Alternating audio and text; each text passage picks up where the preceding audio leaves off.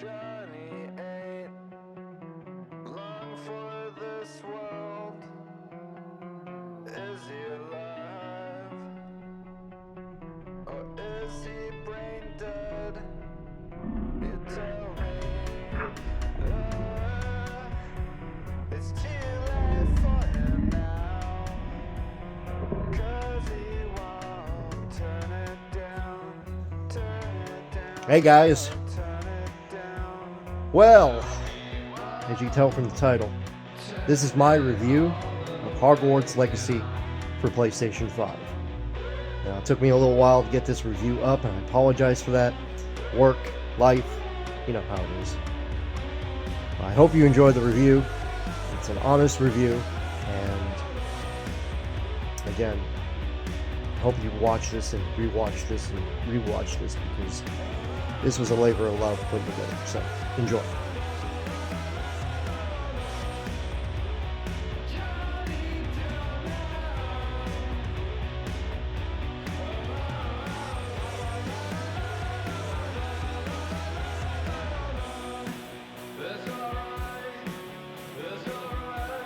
Statues are probably the coolest thing, especially when you get there's a random encounter where the statues actually beat each other up. I've gotten it twice now.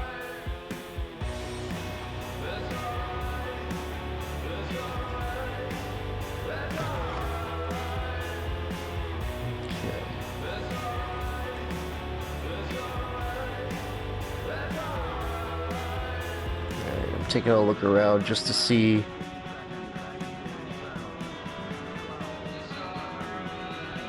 Just to see if I can find it real quick.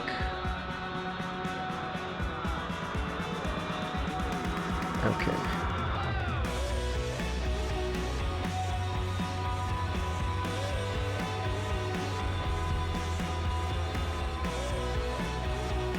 For a minute there, I thought I heard something. Oh, okay. There's something there, but I can't grab it. I've been trying to grab that for a couple days now, and whatever that thing is, it won't. I gotta probably get a spell or something. It's the only thing I can think of that would allow me to grab it. I know what they are. They're pages out of a book that you have to use.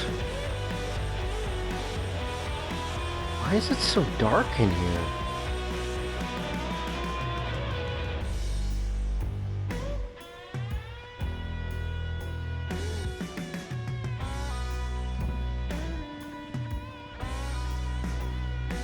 And that didn't sound good.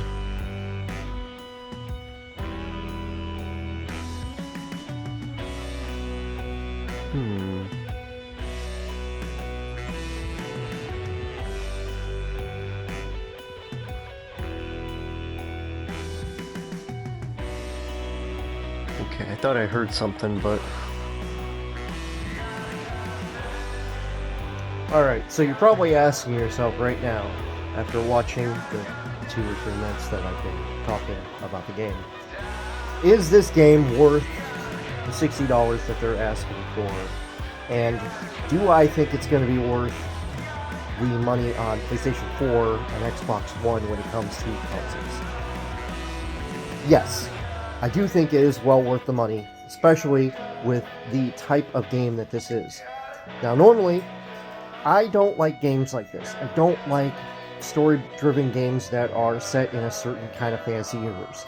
Except for, with the exception, is Skyrim. Love Skyrim to death. You guys know that. I play that so much on my channel. But this game, I'm going to say right now, is very Skyrim-ish. Not exactly, mind you. Not exactly. But it is a very good game. Is it perfect? No, it is not perfect. Not by any means. But for a first attempt, Portkey Games that made this game, they did a hell of a job. Let me tell you, I absolutely did not know much about the story. I've seen the movies. I don't remember every single movie. I don't remember every single plot point. I don't remember every single character. But setting it back 100 years before the events of Harry Potter was a very smart move by them. That was probably the best move, in my opinion, by them, because it gave them pretty much creative control and expression to make a solid game. And this is what they've given us. They've given us a solid game. Again, it's not perfect.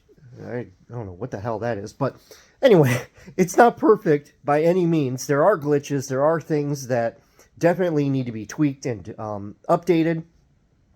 But even with the glitches, even with everything that isn't perfect with the game, what type of game is this?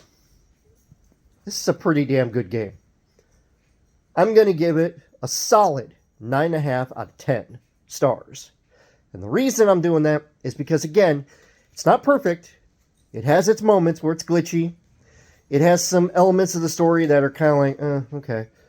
I'm going to tell you right now, I have not completed the full game. Okay? I've only completed about 70% of the game. I have to get a whole bunch of unlockable stuff, and I haven't beat the story all the way through. But I'm at 70% of the game right now. Okay? And I'm 80 hours in. Or actually 81 hours in. So I've played it a lot. And let me tell you, being able to play as a descendant of Harry Potter, or maybe not descendant, but playing, someone who went to the school before Harry Potter and everything that happened with Harry Potter, let me say, this game, again, is worth your money. Go out and buy it as soon as you can. When you get it on PS4, when it comes out on Xbox One, go and buy it. Okay? I'm recommending it to everybody I know. It is fantastic. It sucks you into the world that you are in. And at the end of the day, it's a game. I know a lot of people have a problem with the person that created the universe in it and all that kind of stuff. And there are some people that, have said that they hate my guts because of the fact I'm playing the game and I bought the game. But let me tell you, for the amount of money I spent, which on PS4, it's going to be $67 is the total for PS4. Again, that comes out in May. That's what the release date window is, in May, that they're going to be releasing for Xbox One and PS4. Those of you who are on PS4 and Xbox One, let me tell you, save your money, get this game when it comes out and it drops, and it is amazing. They may have to take some graphical stuff away, but let me tell you, that's not that bad.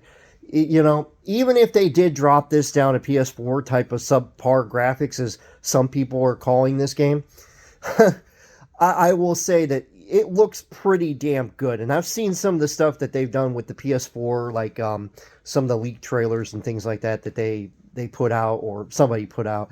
And I'm going to say it's not much of a difference from PS4 to PS5. Yes, there are graphical improvements, obviously. And from what I understood from a couple people, there are going to be a couple of things not included in the PS4 version. But even if they take a few things out, like, let's say some of the rooms of the castle out, okay, that are not important. There are rooms in the castle that I found that have absolutely no purpose whatsoever, like a bathroom. But you know what? It's in the school, it's in the actual castle itself, so I understand that. But even if they do that, even if they do take certain rooms out or close them off to be able to fit it on PS4, it's still worth the game. It is a great game, and it is a game that I'm going to be playing for years to come. And I can say that with confidence because I said the same thing about Skyrim the first time I played it. I said, I'm going to be playing this for years to come, and people that I know were saying, oh, no, dude, 3 years, 4 years, you'll forget about that game. You'll move on to something else. It's 2023, and I'm still playing Skyrim religiously. So if I'm telling you that this is a game that you're going to be playing for years, this is a Skyrim type of game. The only difference between this and Skyrim, the spells are a little bit more timing. Like, you have to know when to use a certain spell, and the combat is a little different than Skyrim. But let me tell you, the overall aesthetic and the overall look and the overall feel of this game is amazing. And you put this in your system, you are going to have a blast. And I have had a blast. Again, not knowing everything about Harry Potter, not knowing everything about the game, let me tell you, this game is a blast, and I highly recommend it. Again, 9.5 out of 10 for me.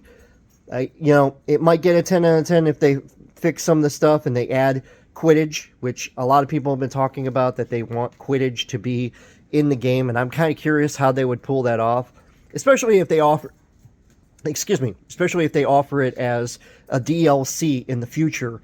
I think that would be really cool, even if it's an extra $20 to be able to play Quidditch. I think that would be well worth the money, because this game is a game that you will put tons of hours into. Again, I'm 70% through, and I've got over 80 hours in this game right now.